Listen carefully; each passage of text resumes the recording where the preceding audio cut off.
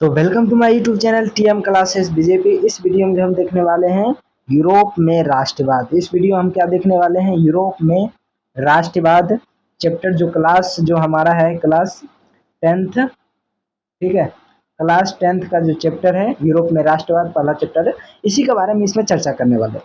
इसके बारे में थोड़ा सा कुछ बता देते हैं इसमें क्या क्या देखने के लिए मिलेगा। इसमें जो है टोटल 1 से लेकर 51 क्वेश्चन को हम क्या करेंगे, इसमें क्यूज देना है, यानी कि आपको टेस्ट देना है, ठीक है। 1 से 51 और 51 में जो है आपका एक मेन यानी कि वीवीआई रहेगा।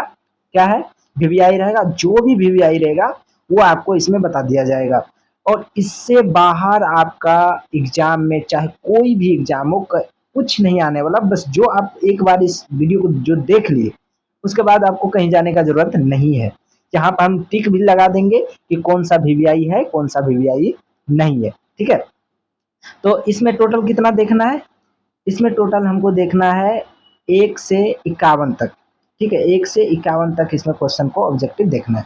तो चलिए बिना किसी देरी के वीडियो करते हैं स्टार्ट, ठीक है। तो चलिए पहला क्वेश्चन की ओर हम बढ़ते हैं कि पहला क्वेश्चन क्या है। तो यहाँ पे देखिए पहला क्वेश्चन है क्या, प्रथम जनेवा कन्वेंस कब हुआ था। ये बहुत प्यारा क्वेश्चन है कि प्रथम जनेवा कन्वेंस कब हुआ था, ये आपको बताना है। ऑप्शन ए है 1854, ऑप्शन बी है 1864, ऑप्शन सी है 1874, ऑप्शन डी है 1884, ठीक है। ये आपको 4 ऑप्शन दिया है और इसमें पूछ रहा है प्रथम जनेवा कन्वेंस कब हुआ था।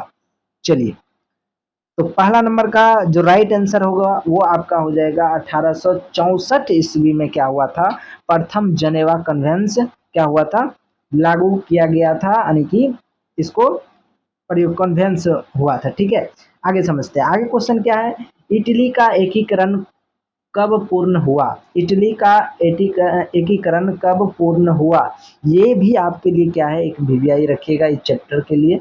इटली का इटली जो है इसका एकीकरण कब पूर्ण हुआ ये आपको बताना है। ऑप्शन ये है आपका 1861, 1871, 1720 और 1817। इसमें आपको बताना है कि इटली का एकीकरण कब पूर्ण हुआ। चलिए, तो इसका जो राइट आंसर होगा, इसका भी राइट आंसर क्या हो जाएगा, बी हो जाएगा, यानी कि 1871 ईस्वी में क्या हुआ था, इटली जो है हमारा उसका एकीकरण क्या हुआ था, पूर्ण हो गया था, ठीक है। आगे समझते हैं क्वेश्चन नंबर तीसरा। इसमें क्या करा है, लुई फिलिप, ठीक है। लुई फिलिप किस देश का शासक था। ये भी बहुत अच्छा क्वेश्चन है कि लुई फिलिप किस देश का शासक था। लुई फिलिप किस देश के शासक था। Option A Germany, B France, C में ऑस्ट्रेलिया, डी में इटली। इसमें आपको राइट आंसर बताना है कि लुई फिलिप किस देश के शासक था। चलिए, तो चलिए इसका राइट आंसर जो हो जाएगा आपका, जिसका भी क्या हो जाएगा, बी हो जाएगा, यानी कि फ्रांस। अभी तक तो बी भी आ गया आंसर, बहुत अच्छा है। लुई फिलिप किस देश का शासक था, तो वो फ्रांस देश का शासक था। जब आप इसका जो 10th क्लास में जो चैप्टर है उसको पढ़िएगा तो ये आपको चीज देखने के लिए मिल जाएगा, ठीक है। चलिए नेक्स्ट क्वेश्चन बढ़ते हैं, क्वेश्चन नंबर 4 की ओर।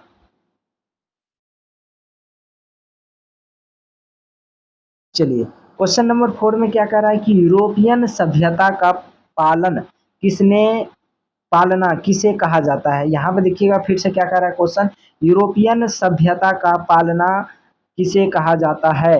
यहाँ पे है यूनान को, पुर्तगाल को, इंग्लैंड को, पोलैंड को। इसमें आपको राइट आंसर बताना है कि यूरोपीय सभ्यता का पालना किसे कहा जाता है। चलिए, तो इसका चलिए राइट आंसर जो हो जाएगा वो क्या हो जाएगा, यूनान को, यानी कि 4 का ये हो जाएगा। राष्ट्रवाद जो यूरोपीय का है उसका सभ्यता का जो पालन किसे कहा जाता है, तो यूनान के लोगों को कहा जाता है, यूनान के लोगों को ये चीज बोला जाता है, ठीक है। चलिए आगे 5वां नंबर क्वेश्चन क्या है, 5वां में कह रहा है कि बोहेमिया निम्न में से किस देश के अधीन था। ठीक है, अधीन का मतलब है गुलाम, ठीक है। बोहेमिया निम्न में से किस देश के अधीन था, ऑस्ट्रेलिया का, यूनान का, तुर्की का, पोलैंड का। इसमें चारों में से आपको ऑप्शन बताना है कि किसके अधीन थे, कौन, बोहेमिया। बोहेमिया किसके अधीन थे। चलिए, इसका जो राइट आंसर हो जाएगा वो आपका हो जाएगा ए, यानी कि ऑस्ट्रेलिया। क्या हो जाएगा, ए, यानी कि ऑस्ट्रेलिया का क्या था, अधीन थे। ये बोहेमिया जो था वो ऑस्ट्रेलिया ऑस्ट्रेलिया का अधीन था, ठीक है। नेक्स्ट क्वेश्चन बढ़ते हैं।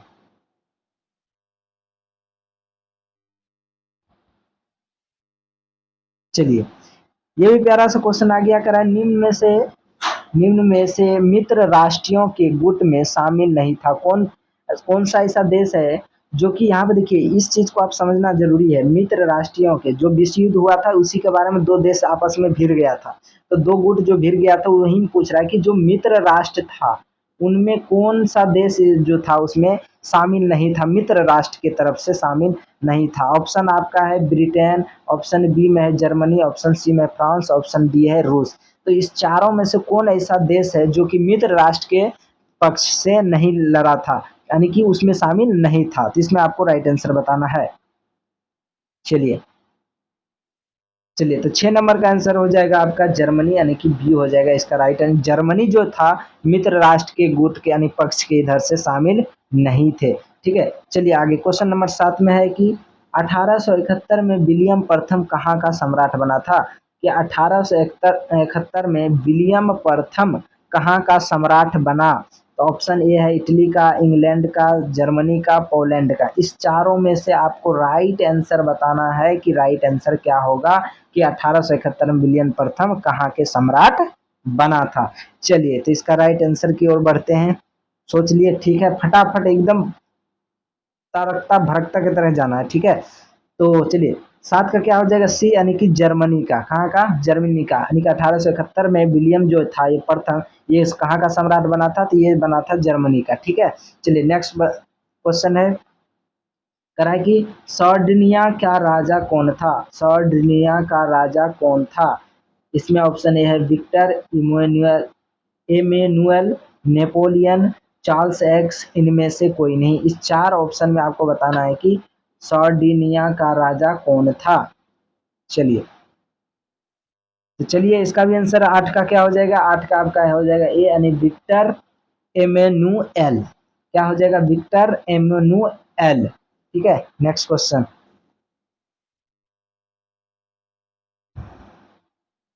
चलिए, ये भी क्वेश्चन क्या है?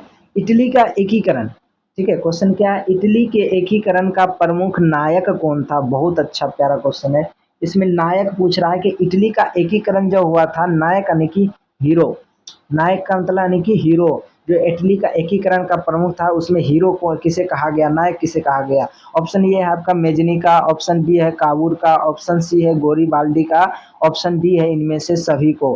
किसको कहा गया इटली के एकीकरण का प्रमुख नायक कहा गया? बताइए इसमें। ये भी बहुत प्यारा क्वेश्चन है। चलिए, तो नो का इसमें क्या हो जाएगा? नो का आंसर क्या हो जाएगा इसमें? राइट डी हो जाएगा, यानी कि ये सभी है। देखिए, इटली के एकीकरण में जो था ये सभी ने भाग लिया था और प्रमुख रूप से अपना अपना काम किए थे। कौन? मेजनी भी किए थे, गोरीबाल्डी भी किए थे और काबूल, ये सभी एक प्रमुख भूमिका है किसका? इटली का एकीकरण का। इसलिए इसमें क्या हो जाएगा? इनमें से सभी, यानी कि डी आंसर हो जाएगा। ये सभी ने भाग लिया था, इसका आंसर क्या हो जाएगा? डी हो जाएगा कि ये सभी भाग लिए थे। ठीक है, चलिए नेक्स्ट क्वेश्चन है लुई 16वें, लुई कितना कर रहा है? 16वें की फांसी कब दी गई थी? यानी लुई जो 16वां था, कौन सा? लुई 16वां जो था उसको फांसी कब दे दिया गया था? 1748 में या 1793 में, 1798 में या 1854 में? तो इसमें कब दिया गया था ये आपको बताना है कि लुई जो 16वां था उसे फांसी का सजा सुनाया गया था, तो वो कब सुनाया गया था? ठीक है, चलिए, तो इसका जो राइट आंसर हो जाएगा वो हो जाएगा बी। इसका राइट आंसर क्या हो जाएगा? बी हो जाएगा, यानी 1793 ईस्वी में इसे लुई 16वें को क्या कर दिया था? फांसी दे दिया था। आगे है नेक्स्ट क्वेश्चन, वियनामा वियना सम्मेलन की मेजबानी किसने की? यहाँ पे क्या करा है? वियना सम्मेलन की मेजबानी किसने की थी? मेटरनिख ने या नेपोलियन ने या लेनिन ने या कार्ल मार्क्स ने? इस चारों में से आपको बताना है कि वियना सम्मेलन की मेजबानी किसने की थी। ठीक है, चलिए, तो इसका राइट आंसर हो जाएगा वो क्या हो जाएगा? मेटरनिख ने। मेटरनिख ने क्या किया था? वियना सम्मेलन की मेजबानी की थी। ठीक है, आगे नेक्स्ट क्वेश्चन।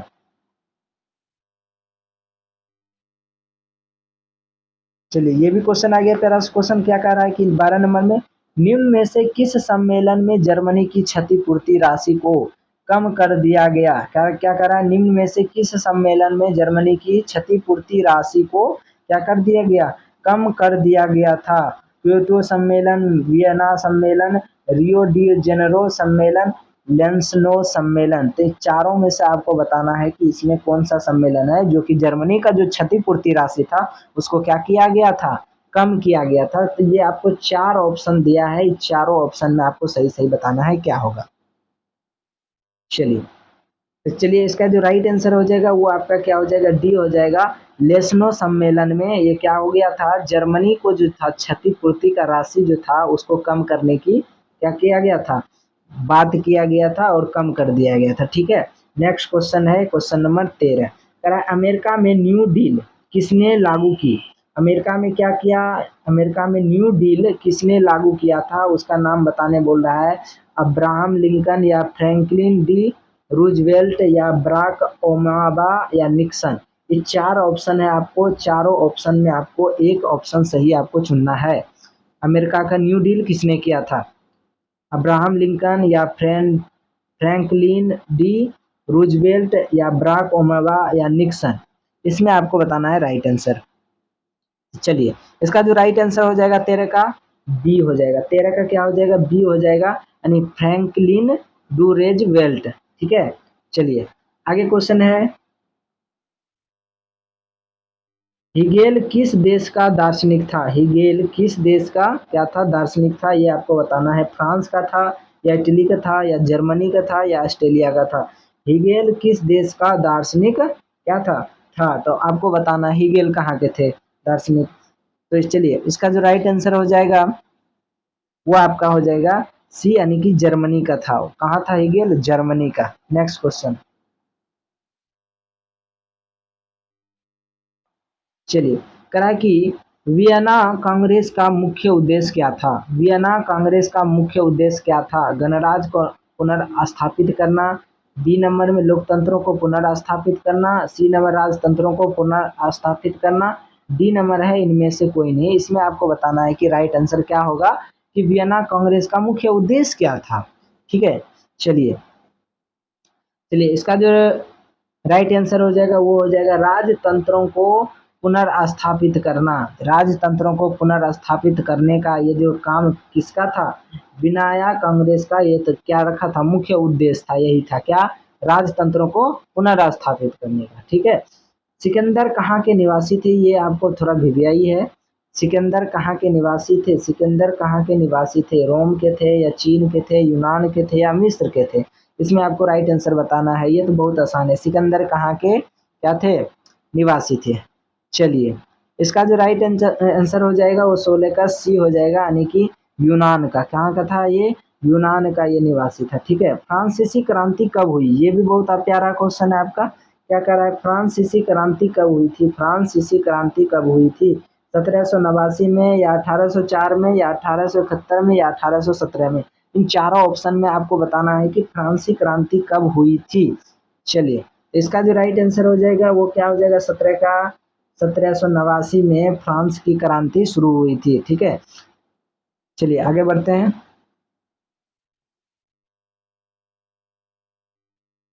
ये भी प्यारा सा क्वेश्चन आ गया कि राष्ट्र आंदोलन का केंद्र सेना विश्वविद्यालय कहाँ स्थित है। ठीक है, राष्ट्र आंदोलन का केंद्र, सॉरी सेना नहीं, जेना है, विश्वविद्यालय कहाँ स्थित है। ऑप्शन ए है इटली में या जर्मनी में या रूस में या ग्रेट ब्रिटेन में। इसमें आपको राइट आंसर बताना है कि ये कहाँ है।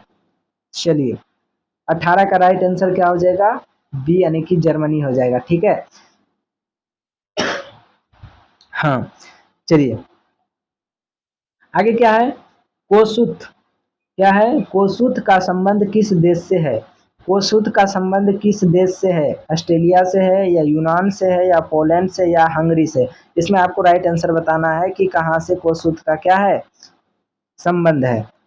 चलिए तो 19 का जो आंसर राइट हो जाएगा वो हो जाएगा डी, हो जाएगा हंगरी, यानी कि कोसुत जो है उसका संबंध कहाँ है, तो हंगरी से है। कहाँ से, हंगरी से। ठीक है, आगे 20 नंबर क्वेश्चन नंबर 20 का है, इटली तथा जर्मनी वर्तमान में किस महादेश के अंतर्गत आते हैं। ठीक है, इटली तथा जर्मनी किस महादेश में आते हैं। एक चीज और क्वेश्चन आपके लिए कि बताइए भारत कौन सा महादेश में आते हैं, बताइए। तो याद रखिएगा ये बहुत आसान है, एशिया में आता है। इसमें एशिया महाद्वीप में। ठीक है, चलिए आगे इसका आंसर बताना है। ये तो भारत का बता दिए, एशिया में आता है। आगे इटली जर्मनी वर्तमान में किस महादेश के अंतर्गत आते हैं?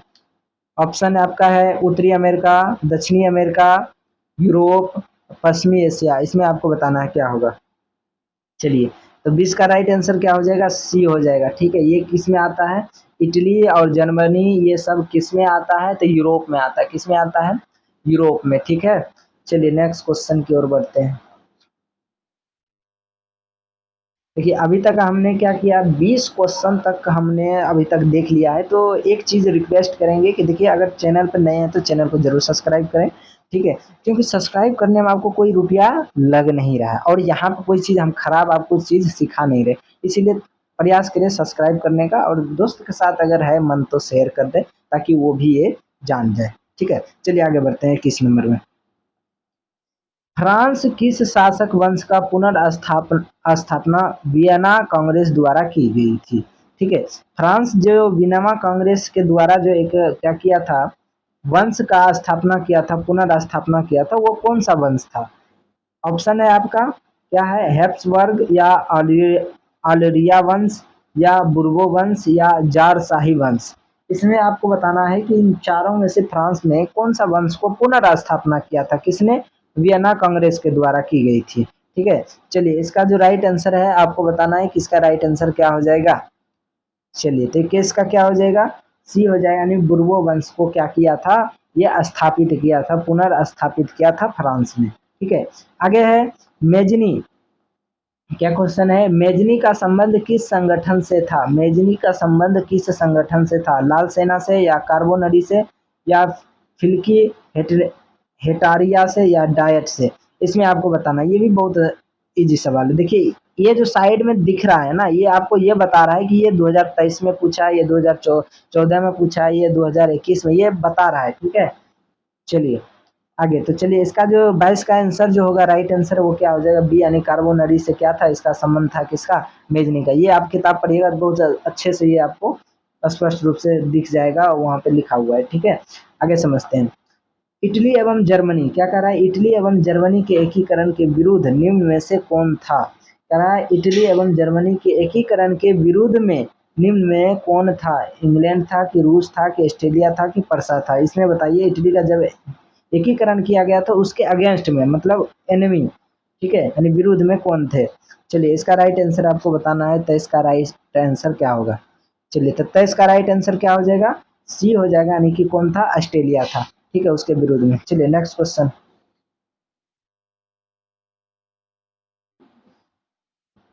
ये भी प्यारा सा क्वेश्चन क्या करे 24 में।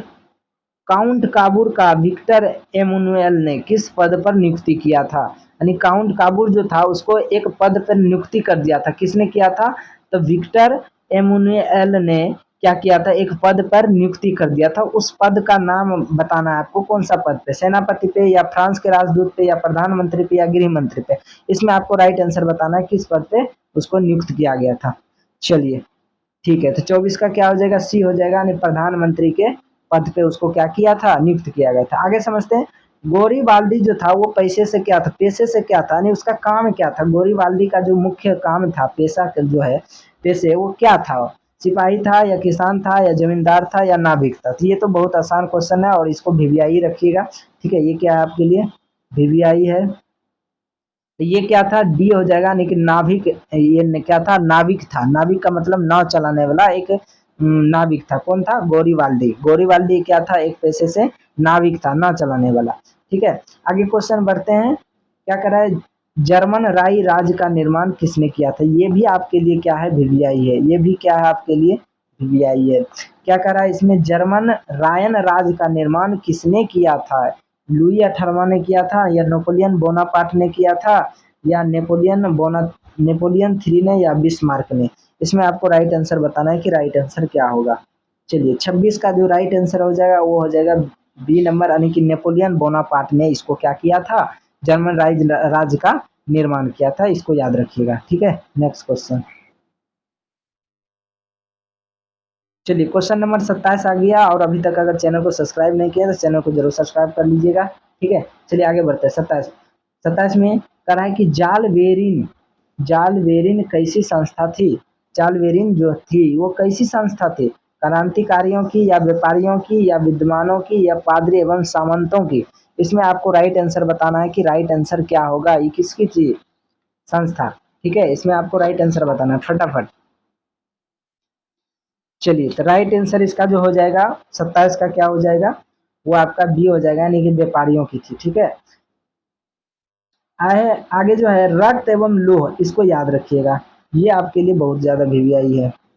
ठीक है, इसको याद रखिएगा। क्वेश्चन कर रहा है कि रक्त एवं लोह की नीति का अवलंबन किसने किया था। इसको जो था अवलंबन किसने किया था, मेजनी ने किया था कि हिटलर ने किया था कि बिस्मार्क ने किया था कि विलियम फर्स्ट ने किया था। इसमें आपको राइट आंसर बताना है 28 का। चलिए, 28 का क्या हो जाएगा, सी हो जाएगा, यानी बिस्मार्क ने इस चीज को क्या किया था, बताया था, यानी कि अवलंब किया था रक्त एवं लोह की नीति। ठीक है, चलिए आगे बढ़ते हैं 29 में। 29 में देखिए क्या कर रहा है कि फ्रैंकफर्ट की संधि कब हुई थी। फ्रैंकफर्ट की संधि कब हुई थी, 1864 में या 1886 में या 1870 में, 1871 में, आपको बताना है कि कब हुआ था। ठीक है, चलिए चलिए, तो इसका राइट आंसर क्या हो जाएगा, डी हो जाएगा इसका राइट आंसर, यानी कि 1871 में क्या हुआ था, इसका संधि हुआ था। ठीक है, चलिए, तो 29 का क्या हो गया, डी। नेक्स्ट क्वेश्चन, चलिए क्वेश्चन नंबर 30, इसमें देखते हैं क्या क्या कर रहा है। यूरोप वासियों के लिए किस देश का साहित्य एवं ज्ञान विज्ञान प्रेरणा स्रोत रहा। ठीक है, ये क्या कर रहा है, यूरोप वासियों के लिए किस देश का साहित्य एवं ज्ञान विज्ञान प्रेरणा स्रोत रहा। जर्मनी का या यूनान का या तुर्की का या इंग्लैंड का, किससे हमको प्रेरणादायक मतलब कि एक स्रोत मिल गया था कि उससे सीखना चाहिए यूरोपवासी के लिए। ठीक है, तो चलिए इसमें जो आपको राइट आंसर है वो बताना है कि आपका राइट आंसर क्या होगा। चलिए, तो इसका राइट आंसर क्या हो जाएगा, यूनान का। क्या कौन सा हो जाएगा, यूनान का। नेक्स्ट क्वेश्चन है, नेपलस की क्रांति कब हुई थी। नेपलस की क्रांति कब हुई थी, क्या कह रहा है, नेपलस की क्रांति कब हुई थी। ऑप्शन है आपका 1820 में, ऑप्शन है बी 1821 में, ऑप्शन सी है 1822 में, ऑप्शन डी है 1823 ईस्वी में। तो बताना है कि नेपलस की क्रांति कब हुई थी, 1820, 21, 22, 23, लगातार है। चलिए, तो इसका जो राइट आंसर हो जाएगा वो आपका राइट आंसर हो जाएगा 31 का 1821 में, यानी कि बी हो जाएगा राइट आंसर। उसके बाद क्या कर रहा है, चार्टिस्ट आंदोलन कहाँ हुआ। चार्टिस्ट आंदोलन कहाँ हुआ। ठीक है, चार्टिस्ट आंदोलन कहाँ हुआ, फ्रांस में, ऑस्ट्रेलिया में, हंगरी में, इंग्लैंड में। ये आपको बताना है चारों में से राइट आंसर क्या होगा। ठीक है, फ्रांस, ऑस्ट्रेलिया, हंगरी, इंग्लैंड। चलिए, इसका जो राइट आंसर हो जाएगा वो आपका क्या हो जाएगा, डी, यानी कि कहाँ हुआ था, इंग्लैंड में हुआ था। कहाँ हुआ था, इंग्लैंड में। ठीक है, नेक्स्ट क्वेश्चन, चलिए ये भी प्यारा क्वेश्चन। इसमें क्या कह रहा है, क्या यूनान को एक स्वतंत्र राष्ट्र घोषित किया गया, कब किया गया था। यूनान जो था उसको स्वतंत्र राष्ट्र घोषित कब किया गया था, 1836 में या 1832 में या 1842 में या 1830 में। इसमें आपको बताना है क्या, 1836 या 1832, 1842, 1830। इन चारों में से आपको राइट आंसर बताना है कि यूनान स्वतंत्र राष्ट्र कब घोषित किया गया। ठीक है, चलिए 33 का क्या हो जाएगा, बी, यानी कि 1832 ईस्वी में यूनान को क्या किया गया था, राष्ट्र घोषित, यानी कौन सा राष्ट्र घोषित, स्वतंत्र राष्ट्र घोषित किया गया था 1832 में। उसके बाद आगे बढ़ते हैं 34 नंबर, ऐतिहासिक द्वंद्ववाद की व्याख्या किसने की। ऐतिहासिक द्वंद्ववाद की व्याख्या किसने की, हिगले ने, अंडरट अंडरट हेम्बलोट, जेकब ग्रिम। ठीक है, जेकब ग्रिम। इन चारों में से आपको बताना है कि इसका राइट क्या होगा। ऐतिहासिक द्वंद्व की व्याख्या किसने की थी, हिगेल, अंडरट, हेम्बोल्ट, जेके जेकेब ग्रिम, जेकेब ग्रिम। ठीक है, सॉरी जेकब ग्रिम है, जेकब ग्रिम। ठीक है, तो इसमें आपको राइट आंसर बताना है क्या होगा। चलिए, तो 34 का राइट आंसर क्या हो जाएगा, ए हो जाएगा, नहीं हिगले। आगे है एंड्रियानोपोल। ठीक है, क्या है, एंड्रियानोपोल की संधि कब हुई थी। एंड्रियानोपोल की संधि कब हुई थी, 1828 में, 1829 में, 1830 में, 1931 में।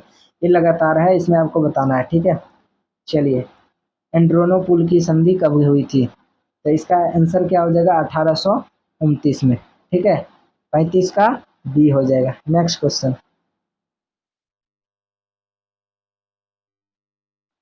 चलिए इसमें क्या कर रहा है, एंड्रोनोपुल की संधि किन दो देशों के बीच हुआ था। हमको तो पता चल गया कि संधि हुआ था, ठीक है, लेकिन इसमें कह रहा है कि एंड्रोनोपुल की संधि किन दो देशों के बीच में हुआ था। तुर्की रूस के बीच में, एक यूनान और पोलैंड के बीच में, या तुर्की हंगरी के बीच में, या हंगरी पोलैंड के बीच में। तो इसमें आपको राइट आंसर बताना है कि किस दोनों के बीच में ये क्या हुआ था, संधि हुआ था। कौन सा पुल का था, एंड्रोनोपुल की संधि। तो ठीक है, तो चलिए इसका जो राइट आंसर हो जाएगा वो हो जाएगा तुर्की और रूस के बीच में ये क्या हुआ था, समझौता हुआ था, संधि हुआ था। ठीक है, तुर्की और रूस के बीच में जो एंड्रोनोपुल की संधि किया गया था। ठीक है, आगे बढ़ते हैं। सेडान का युद्ध किन के बीच हुआ था। इसमें क्या कह रहा है कि सेडान का युद्ध किन के बीच हुआ था, सेडान का युद्ध किन के बीच में हुआ था। ऑप्शन आपका है ऑस्ट्रेलिया और फ्रांस, और उसके बाद है ब्रिटेन और फ्रांस, ठीक है, और फ्रांस और फरसा, और परसा और रूस। ठीक है, ऑस्ट्रेलिया और परसा, और ब्रिटेन और फ्रांस, फ्रांस और परसा, परसा और रूस। इन चारों ऑप्शन में आपको बताना है कि सेडान का युद्ध जो हुआ था किन के बीच हुआ था।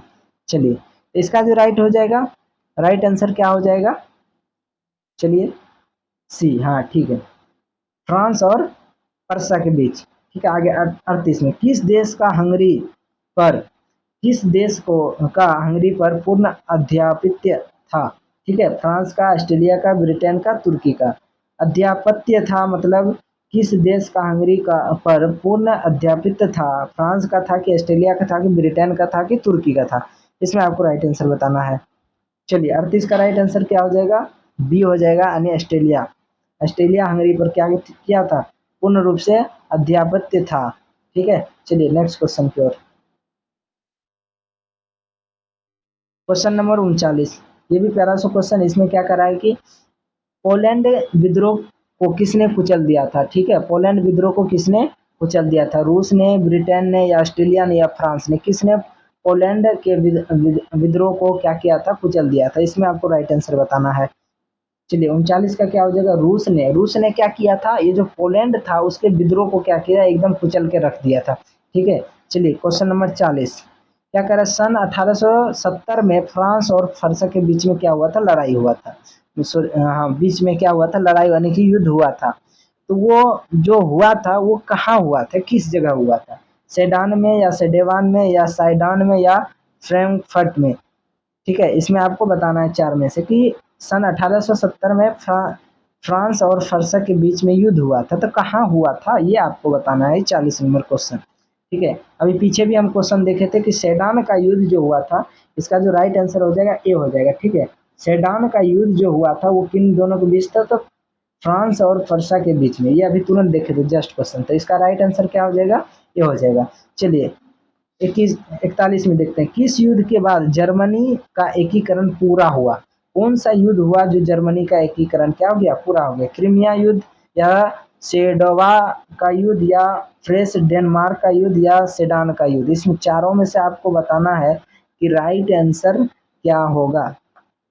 चलिए, तो चलिए इसका जो राइट आंसर हो जाएगा 41 का, वो क्या हो जाएगा, डी का, यानी कि सेडान का जो युद्ध हुआ था वो किन इसी युद्ध के कारण क्या हुआ था, जर्मनी का एकीकरण जो हुआ था वो पूरा हो गया था। ठीक है, जर्मनी का एकीकरण क्या हो गया था, पूरा हो गया था सेडान के युद्ध के कारण। चलिए नेक्स्ट क्वेश्चन, एक सेकेंड, चलिए क्वेश्चन नंबर 12, इस पे आते हैं। क्या कह रहा है कि यंग यूरोप की स्थापना किसने किया था, यंग यूरोप, इसको वीवीआई रखिएगा। ठीक है, इसको क्या कर लीजिएगा, वीवीआई। यंग यूरोप की स्थापना, स्थापक यानी कि स्थापना किसने किया था, स्थापक कौन है। मेजनी था, या गोरिबाल्डी था, या विक्टर एमानुएल था, या मुसोलिन था, मुसोलिनी। ठीक है, मुसोलिनी कौन था, इस चारों में से आपको ऑप्शन बताना है, राइट आंसर क्या होगा। तो चलिए 42 का क्या हो जाएगा, ये हो जाएगा, यानी कि मेजनी जो था वो क्या था, यंग यूरोप का संस्थापक था, उन्होंने ही यंग यूरोप का स्थापना किया था। ठीक है, चलिए नेक्स्ट क्वेश्चन क्या है, यूरोप का मरीज, क्या करा है, यूरोप का मरीज किसे कहा जाता है, यूरोप। ठीक है, इसको याद रखिएगा। यूरोप यूरोप का मरीज किसे कहा जाता है? तुर्की को कहा जाता है, या इटली को, या इंग्लैंड को, या फ्रांस को? इसमें आपको बताना है कि राइट आंसर क्या होगा। चलिए इसका राइट आंसर की ओर बढ़ते हैं। तो किसको कहा जाता है? तुर्की को। यानी यूरोप का मरीज किसे कहा जाता है? तो तुर्की को कहा जाता है। आगे बढ़ते हैं। वियना कांग्रेस कब हुआ था? वियना कांग्रेस कब हुआ था? ठीक है, 1815 में, या 1818 में, 1820 में, या 1848 में? तो आपको बताना है वियना कांग्रेस कब हुआ था। चलिए इसका राइट आंसर क्या हो जाएगा? 1815 में क्या हुआ था? वियना कांग्रेस हुआ था। ठीक है, आगे हैं।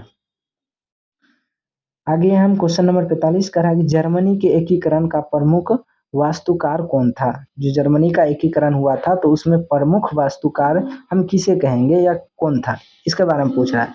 ऑप्शन ए है मेजनी के बारे में, ऑप्शन बी है गोरिबाल्डी के बारे में, ऑप्शन सी है लेनिन के बारे में, ऑप्शन डी है बिस्मार्क में। इन चारों में से आपको बताना है कि राइट आंसर क्या होगा। ठीक है, चलिए 45 का जो राइट आंसर हो जाएगा वो आपका हो जाएगा डी, यानी कि बिस्मार्क। क्या हो जाएगा? बिस्मार्क। ठीक है, बिस्मार्क इसका क्या हो जाएगा? राइट आंसर हो जाएगा। नेक्स्ट क्वेश्चन 46, क्वेश्चन नंबर 46 कर रहा है इटली के एकीकरण में निम्न में से किसका संबंध नहीं है? जब इटली का एकीकरण हो रहा था इसमें कौन सा ऐसा है चारों में से जिसका संबंध नहीं का बात कर रहा है? बिस्मार्क था, कि मेजनी था, कि काबूल था, कि गोरिबाल्डी था? इसमें आपको बताना है कि राइट आंसर इसका क्या होगा। चलिए 46 का जो राइट आंसर हो जाएगा वो हो जाएगा ए हो जाएगा, यानी कि बिस्मार्क। बिस्मार्क जो था उसका संबंध नहीं था, किससे नहीं था? इटली के एकीकरण में उसका संबंध नहीं था।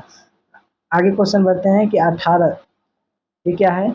1830 की क्रांति के बाद फ्रांस में किस प्रकार का शासन स्थापित हुआ? 1830 में जो क्रांति हुआ था फ्रांस में किस प्रकार का शासन स्थापित हुआ? इसका ऑप्शन आपको नीचे मिलेगा थोड़ा। चलिए एक सेकेंड। यहाँ पे आपको चार ऑप्शन है: संघीय शासन व्यवस्था, संवैधानिक राजतंत्र, गणराज, अधिनायक अधिनायकवाद। इस चारों में से क्या होगा? ठीक है, चलिए तो इसका जो आंसर हो जाएगा राइट 47 का बी हो जाएगा, यानी कि संवैधानिक राजतंत्र। ठीक है, आगे 48, क्वेश्चन नंबर 48 कह रहा है कि जर्मनी के एकीकरण के लिए कौन उत्तरदायी था? जर्मनी का जो एकीकरण हुआ था कौन उत्तरदायी था? कावर काउंट, या बिस्मार्क, या गोरिबाल्डी, या मेजनी?